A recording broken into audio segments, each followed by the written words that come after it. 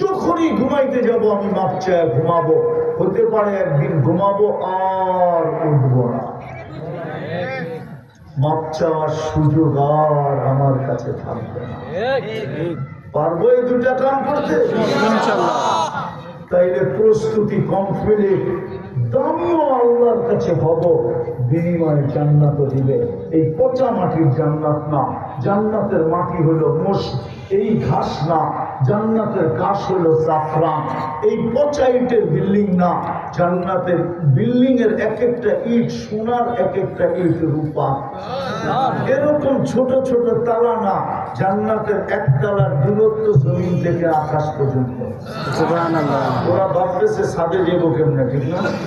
Super lift লাগানো আছে, super lift, super accelerator, মন দিয়া চলবে, যত তলায় যেতে চাবে ঠপ করে লাগায় দিবে।